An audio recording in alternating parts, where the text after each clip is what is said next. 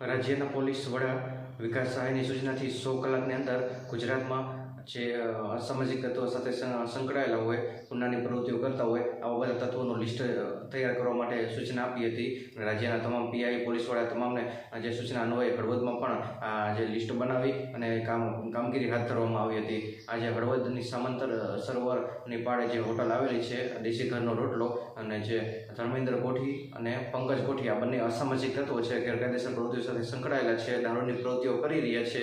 હમણાં થોડા સમય પહેલાં પણ એક ગુનામાં સંડોવાયેલા હતા અને એમની જે હોટલ ઉપર ડિમોલેશન હાથ ધરવામાં આવ્યું હતું, જેમાં પોલીસ, પીઆઈ, પોલીસનો સ્ટાફ, મામલતદાર અને ચીફ ઓફિસર અને નગરપાલિકાની ટીમ બધા ભેગા થઈ અને એની જે હોટલ ઉપર ડિમોલેશન હાથ ધરવામાં આવ્યું હતું અને હળવદમાં થાક બેસાડી એવો કાયદો જે કાર્યવાહી હાલ અત્યારે કરેલી છે. અને આ સિવાયના ઘણા બધા જે તત્વો છે જે અસામાજિક પ્રવૃત્તિઓ સાથે સંકળાયેલા છે, એ બધા ઉપર કાર્યવાહી કેવી કરવામાં આવશે. હળવદ રેતીચોરીનું મોટું નેટવર્ક છે, દારૂ બેફામ રીતે વેચાઈ રહ્યો છે અને આવી બધી પ્રવૃત્તિઓ જે ચાલી રહી છે એની ઉપર લગામ ક્યારે આવશે એ હવે આવનાર સમયમાં આપણે જોવાનું રહ્યું. નમસ્કાર.